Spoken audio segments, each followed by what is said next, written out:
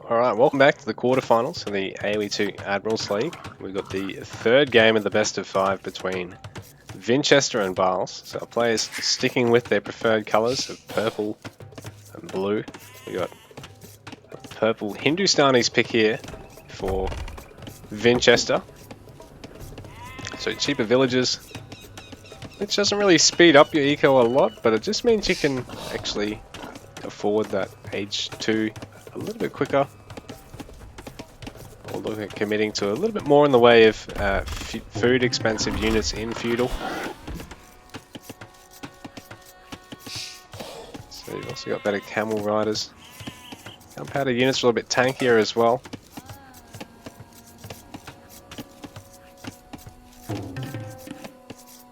What's this caravanserai?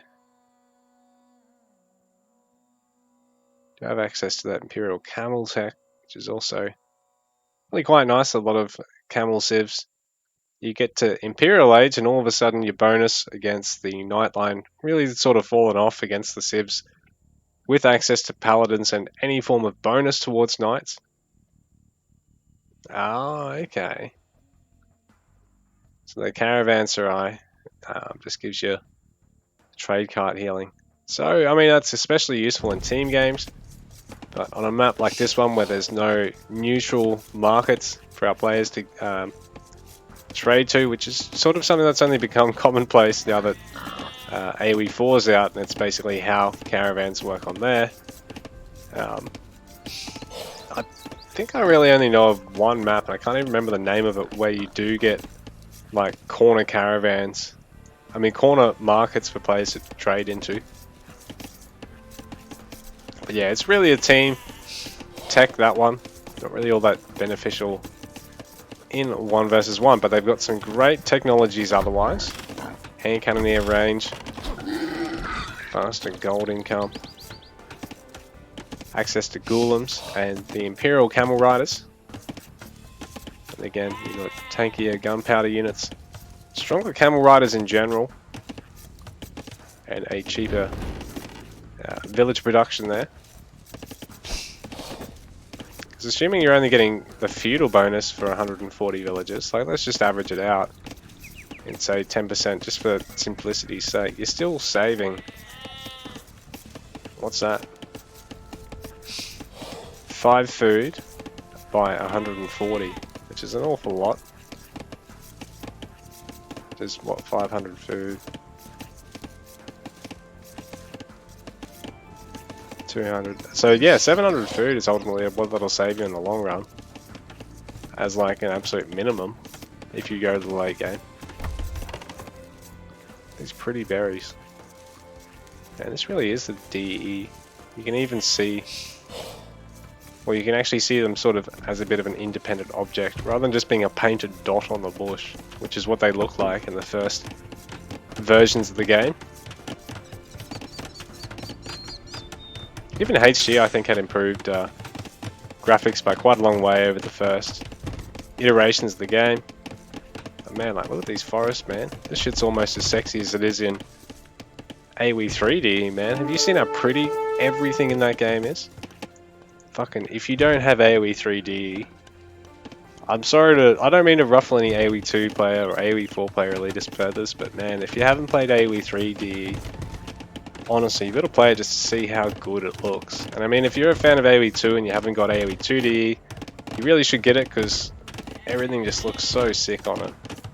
It looks fucking radical, bro. But anyway, it's enough about the games, and it's enough about Vinchester. Having a look at Barles here, who's gone for an early barracks. Start trying to pressure with some militia here. And as mines, he does have a bonus villager at the start. The 50 food not being in his bank is really offset by the fact that he's already got that villager to gather. So it's already a big gain, whereas say China, you get 3 villagers, but I think you lose 100 food and 150 wood. So overall, you're paying 5 villagers cost to be 3 villagers up, whereas mines, you're paying 1 villager's cost to be 1 villager up. And on top of that, it's a civ with resource conservation, 15% on anything, which is really big, and cheaper archers. So that only affects the actual archer line. I don't believe it affects the skirmisher line here. Yeah, it only affects the archer line itself. Not so much any just general archer unit or ranged unit. So the games are very particular, very specific with how it's all termed. It's funny, Vinchester's, rather than completely walling off this, he's actually throwing this down here to preemptively protect this wood line once he gets a bit more value chopped out of this one, or say Barles manages to sneak right up here, because he's now actually adding some archers, considering their nice cheap cost for mines, even though he's committed to a bit of infantry here with the two militia, the spear and the scout. Not actually gone all the way and taken man-at-arms upgrade. Not committing to a third militia, which is also really, really common.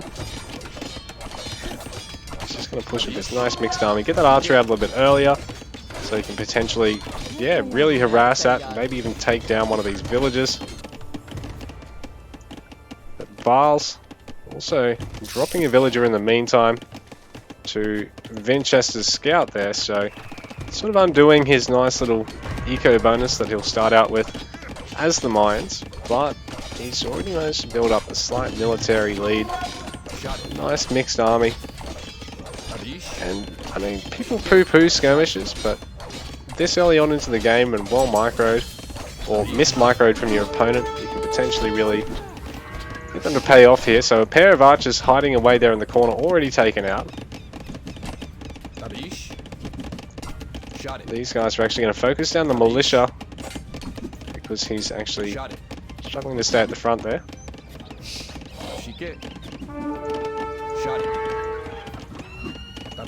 So nice control of the skirmishers. I'll just have to back off a little bit here.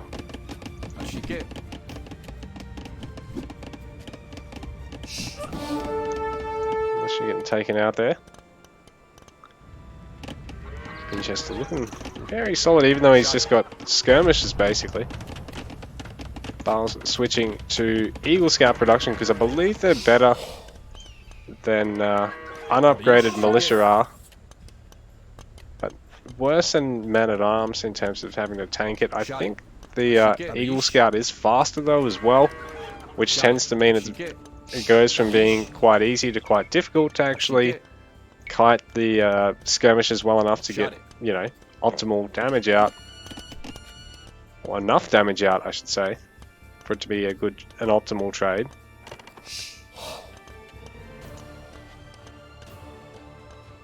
And Barles probably not going to want to commit to the man-at-arms upgrade unless he's going to make or have out at least 3, preferably more like 5 or 6 militia, especially from this point onwards. I mean, if he goes down that route, it really starts to slow down his ability to get nice quick castle age and get access to second town center, possibly third town center, and his castles.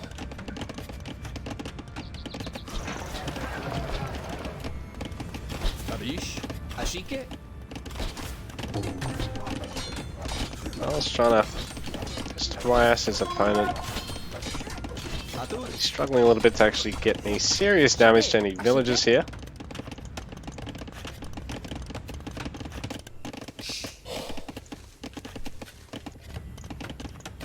His eco pop's creeping ahead slightly. He's actually fit in castle here as well. So Vinchester having slightly delayed village production there, it seems.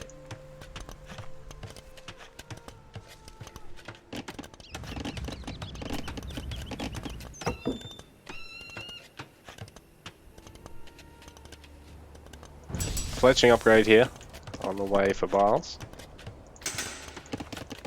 Vinchester adding his gold mining.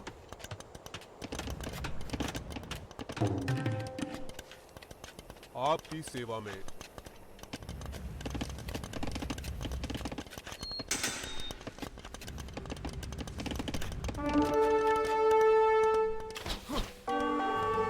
हाँ।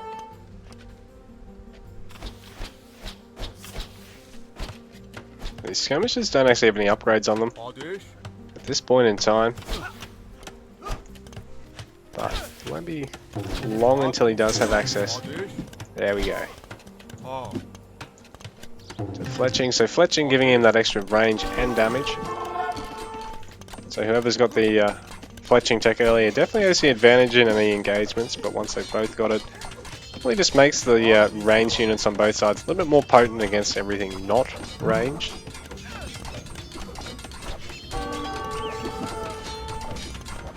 All those archers overstaying a welcome and copping a javelin to the back of the head. Not quite, that one that was there on the ground was actually the missed one.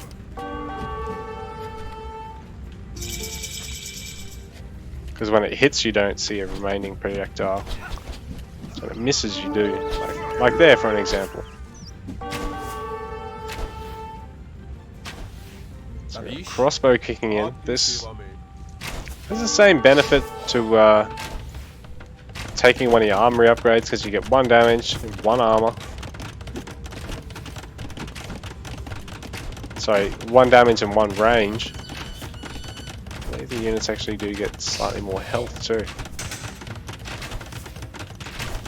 So Barles forcing Vinchester to go for a defensive castle and to go for a very defensive town centre there. Such a pretty base layout with these little wall-off segments he's got. But the skirmishers, without their upgrade, struggling a little bit in the face of these crossbows, but let's see a transition to golems here for Vinchester, who, let's have a quick gander. So these golems, fuck, where is it? I've gone straight past it. These guys are actually an anti-archer unit. And their spear actually travelling through multiple units also makes them reasonable against infantry.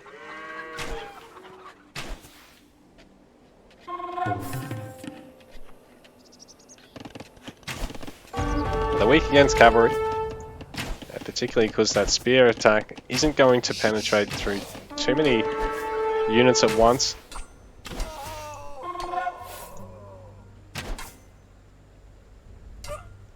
The golem able to clean those guys up pretty easily. 2 versus 3. So Vinchester 2 town centre. Barles only on the 1. He's just trying to leverage a military advantage here. Though Vinchester's going for a 3rd town centre at that stone mine.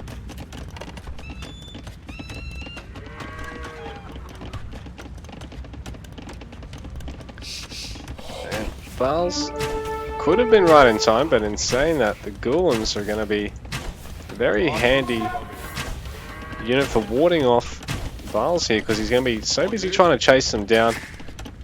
Is it going to be enough to prevent the town centre going up? No, it's actually not. So Vinchester didn't bring the skirmishers in and wasn't really confident to take an engagement with the golems there, so he actually lost a few of those and a villager and this town centre. It's going to be quite delayed.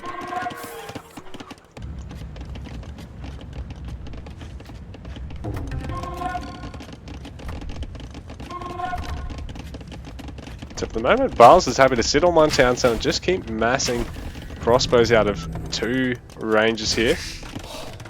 Even having really added too much here in the way of infantry. I think he's just added 1 more of the spears and that's pretty much been it.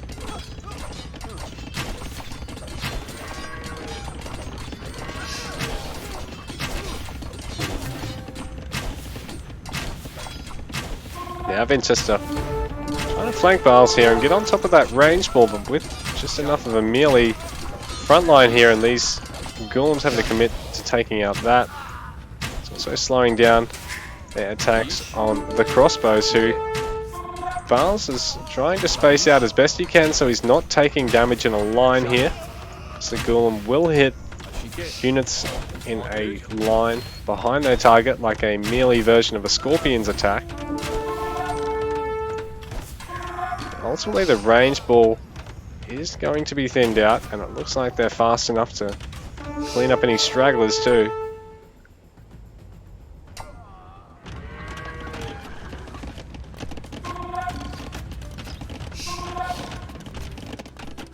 The Hindustani Golems, I don't know about OP, but man, they seem bloody strong. Barles, a bit of a funny wall up here because he's already got the palisade there in front. But this way, he gets the benefits of having that stone wall, and it's hard to actually attack it with like a ram and a bunch of melee when it's in a position like that. You got to take out the palisade as well to be able to do so. It means if your opponent's got like a capped ram or, you know, just a siege unit that's going to splash, it sort of absorbs a bit of damage, but otherwise just go straight onto the house, or, you know, people that attack the house straight away.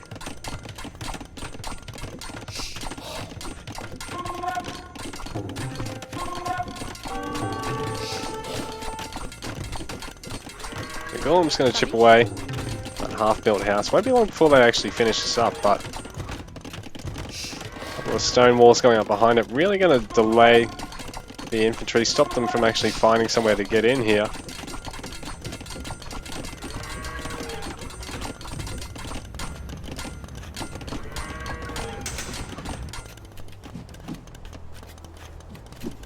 Quite some time before Vinchester's skirmishers were able to actually cut through the house and the palisade up there as well, so ultimately he's going to have to give up for a little bit and try and either catch Barles' army out in the field overextended, or try and go for Imperial Age and just finish his opponent off with siege. So Barles going to try and get that massive crossbows, and this time playing much more carefully against a large force of Golems.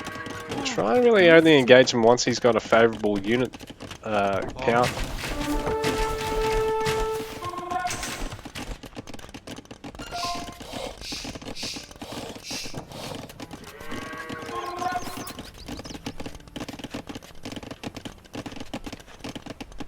So there's a slight gap there, and Vinchester's aware of it, so he's going to have a house just to slow his opponent down. He's trying to make his way into his base.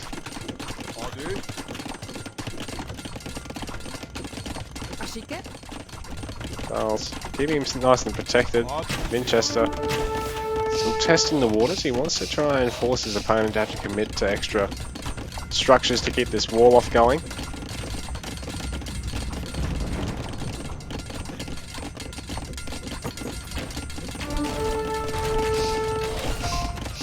This does also ultimately limit how much space your opponent's got in his base to go for military production buildings before having to actually delete shit just to fit them in, or gather potentially inefficiently in order to fit them in. And same with farms too, but at the moment it seems Barles has had enough and one that in the way of farmers. Seems Barles has got enough in the way of farmers. Vinchester this time is the one able to take control of most of the relics on the map.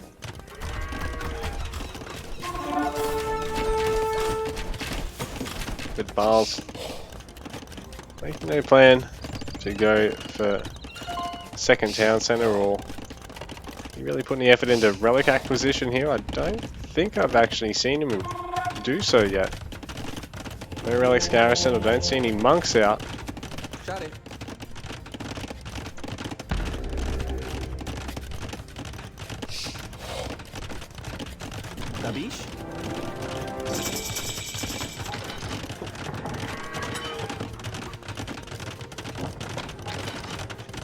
So Barles going Imperial, and I suspect, yep, Vinchester most of the way there as well.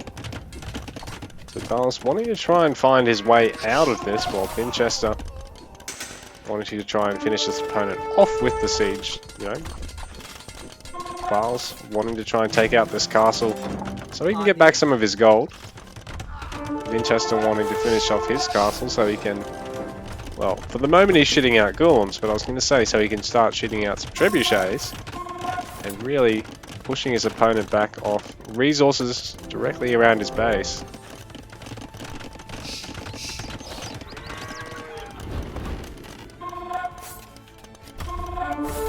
Man, the Mayan Castle looks sick.